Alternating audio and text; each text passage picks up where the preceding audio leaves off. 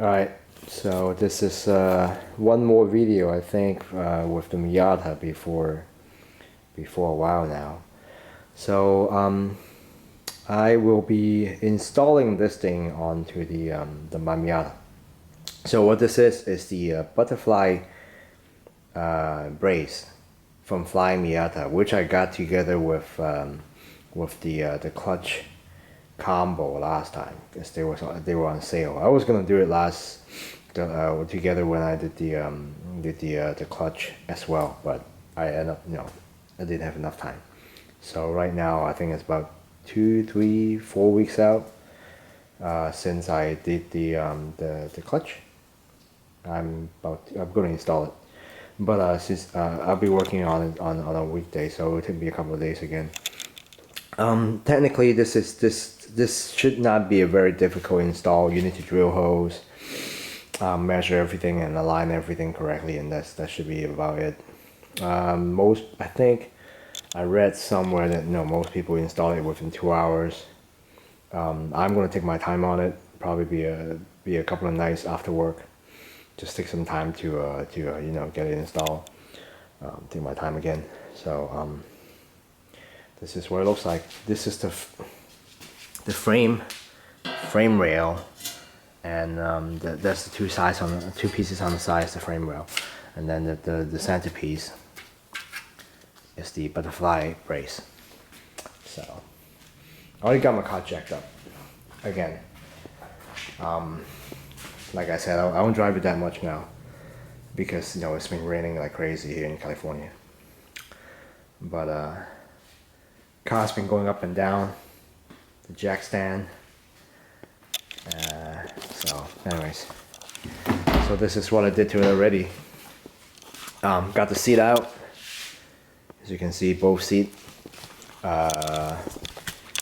Pretty straightforward, just the 4 bolts you see right here. The four bolts. And move your seat, back and forth to get access to it. Take the seat out. Seat belt from it's attached to the little hole right here on the side. Take it out, it will come out as one piece. The little white piece, holding everything together. So just take it out, put it in the back, and the side seams, the side seal. I'm not sure for the NA. For the NB, you just yank it out, stick your hand in there and pull. Be careful you don't want to snap anything, but it's being held on to by those white clips that you can just pull out. So just pull straight out. Remove the cockpit. On the inside, it's dark. I removed the footrest as well for the driver's side. You only do that on the passenger side. And the last piece is there's a plastic screw type button here. Yank it out, and then you just lift the cockpit straight out. And then jack the car up. Remove the cockpit from both sides. Well, not remove it, but lift it up. And then line your frame rail on the bottom of the car, and start drilling holes. Really. But I think for me, the carpet is probably going to keep flipping back and forth. I'll grab some wood and prop it up. It's really dirty. Get some wood and prop it up, and then I'll start drilling. But probably not tonight. I'm still aligning everything up.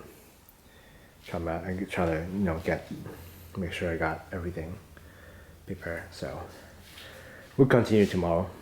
Today is just walk around and look at the fit and finish of everything. So alright, let's continue tomorrow.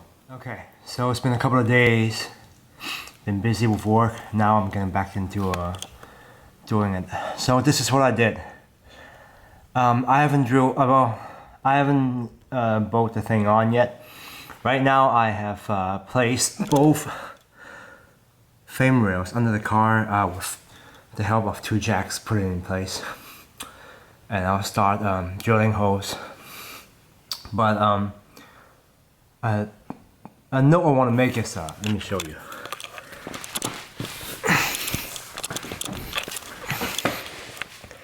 If you can see here, the front of the frame rail, the instruction didn't really clearly say where you should place the front. All it says is to move the front as forward as possible. So before I had it placed in this seam, like the front right here, placed on the seam. It was on the driver's side actually, and it fits perfectly because this top part lay flat against the floor. So I thought that's what it was, where it was supposed to go. But then I drilled a pilot hole on the backmost hole, and the drill bit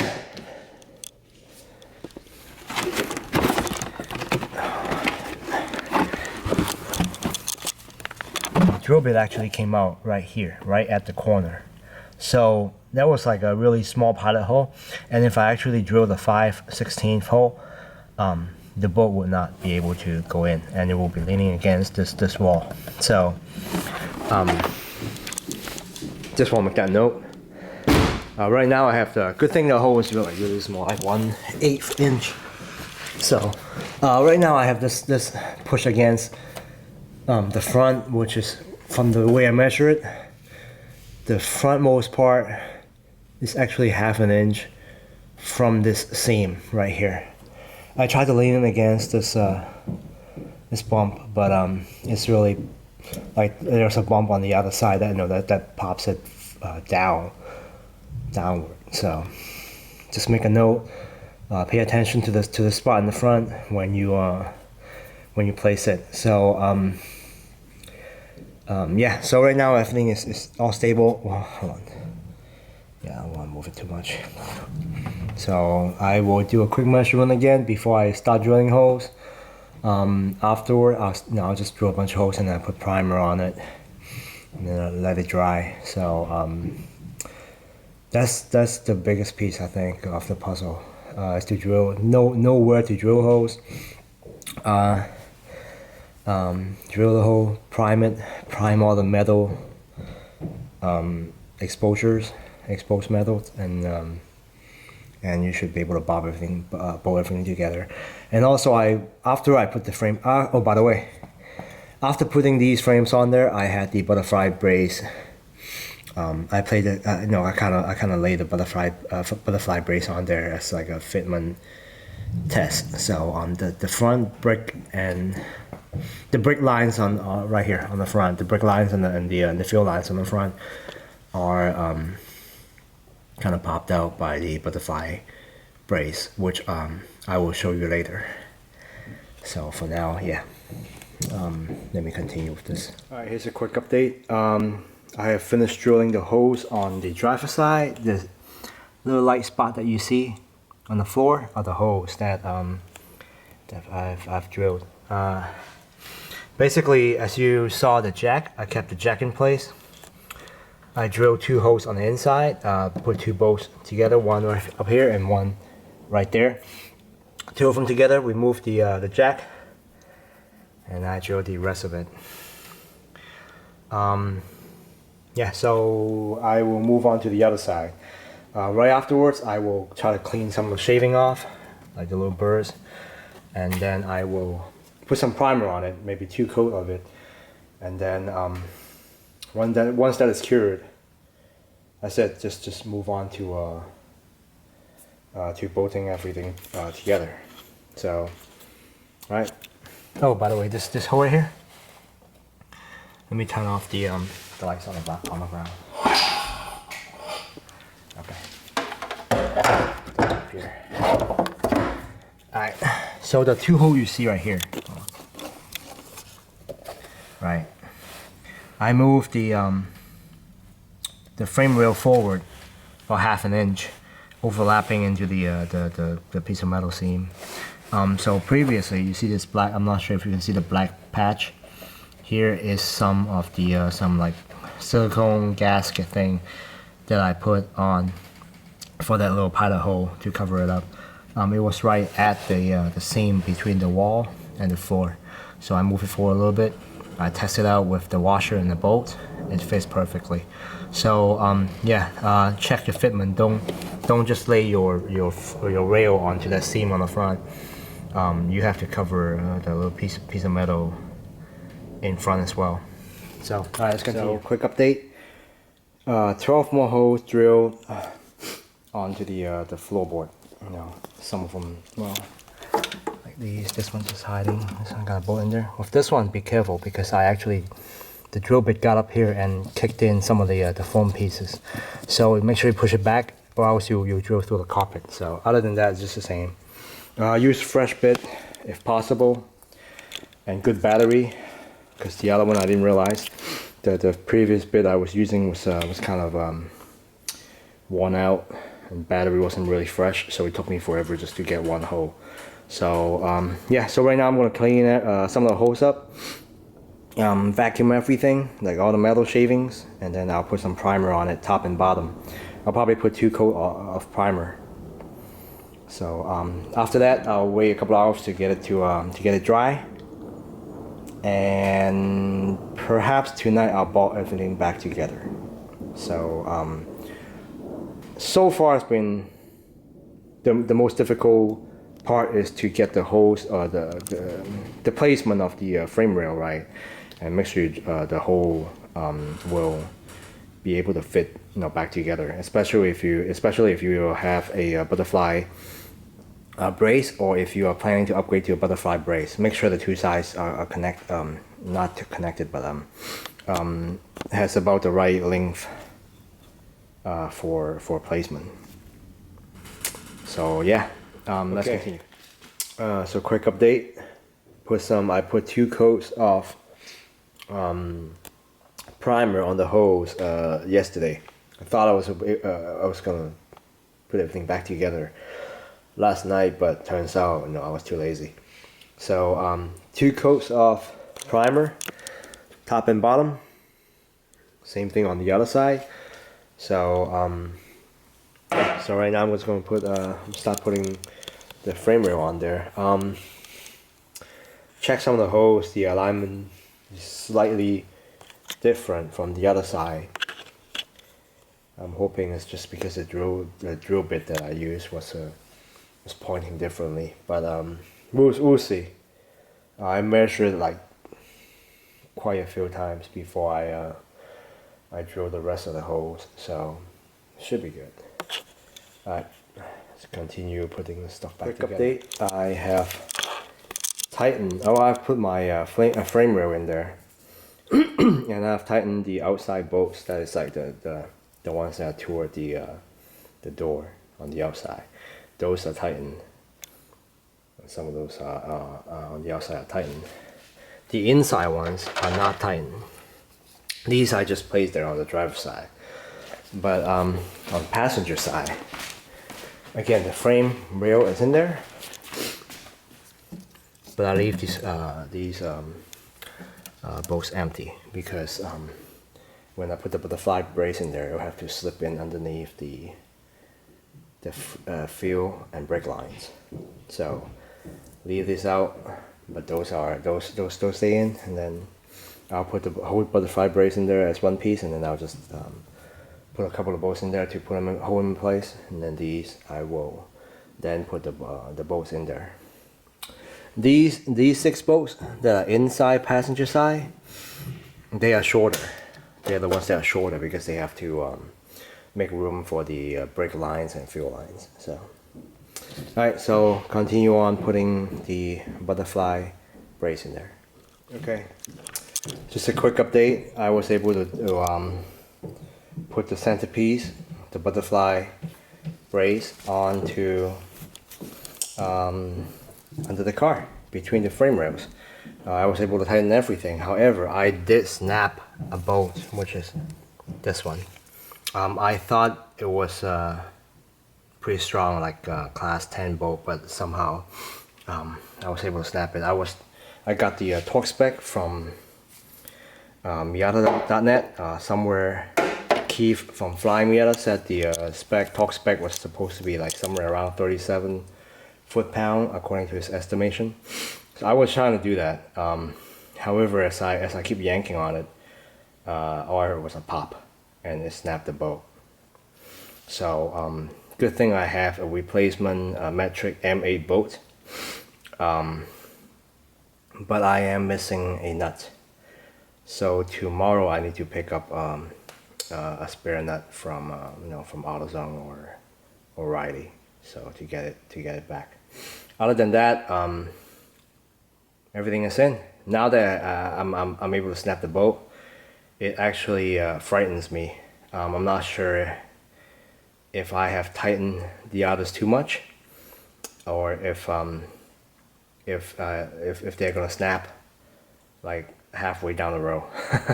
So I don't know. So we'll see. I mean, I try my best for the rest of them. I try my best just to hand tighten, but I still hand tighten the heck out of it with just a socket. So kind of freaked out now. So whatever. Yeah, at least there are 12 bolts on each side, so I don't think they will all snap at once. So yeah, oh, man. Alright, so that's it for tonight. Tomorrow I'll pick up an extra nut and I'll put everything back together. One more update. It's getting late at night. So I replaced this one and actually replaced this one as well. This one I picked it up from some of the hardware stores, a grade 5 bolt. This is one of the bolts that I actually use the torque wrench to tighten. I decided to take it out and actually replace one as well, just in case I over torque it. And turns out when I looked at it, it did stretch a little bit. The bolt itself stretched a little bit, so yeah, that one's no good. So I ended up replacing both bolts. So right now everything is bolted in. I just put the brake line back, brake and fuel line back. However, I want to make a note. Here. Right. So this is what it looks like from the side. The frame rail and the butterfly brace. Okay, so turn it upside down. Actually, if you look, the brake line is in place because the bracket, the original bracket, has to be bented and now mounted like on the lower part of the frame rail. The line is more closer to the ground, and it's actually, even though it's flat against the frame rail, it's kind of still kind of too, no, it's a little bit more lower to the ground. So what I did is let me see if I can show you better. Okay, so like the front, I put all the plastic clip back in. These white tubings you see that I have here is actually refrigerator tubings for running cold water lines to your refrigerator. These are some of the leftover tubings I have when I did my fridge. So I actually cut them into length, and then I cut them open and then wrap it around the lines, so that it kind of protected from rocks and debris. It's not perfect, but I think it's hard enough to protect it from any kind of scratches and stuff. So we'll see how it hold out. But no, right now I try to push it as high as possible so that it's not like still getting protected from the frame rail. And this one, the centerpiece, is actually below the lowest point of the frame rail as well. So I have to lower it that much because or else the exhaust will not clear. So right now it's like less than 1/4 inch of gap I have between the exhaust and this piece. So so basically I torque everything back together. Well, actually not torque it, but no, I just hand tighten everything It should be pretty tight. I don't like how they run the line, how they have us run the lines, but you know, I gotta make do with what I have. So yeah, that should be about it. All I got left is put the carpet back together and put everything back together, and that's it. So this is the end of the video. Easy quote easy, straightforward, but you know it does take some how do I say it? It does take some time to measure everything, you know, to figure out how to place everything hidden, because it's not as straightforward as just, you know, bolting on a bolt. You still have to measure stuff, make sure the fitment is good before you start drilling, and then the brake line. You gotta figure out how to run it, because it's the butterfly brace is actually, you know, pushing the lines out. So that's, you know, you gotta be careful with that. So yeah, that's it. Thanks for watching, and this until next time, I'll figure something else I'll do to the car. But for now, this is all I got. I'm gonna enjoy the car a bit first before I do any more modification to it. So thanks for watching. See you later.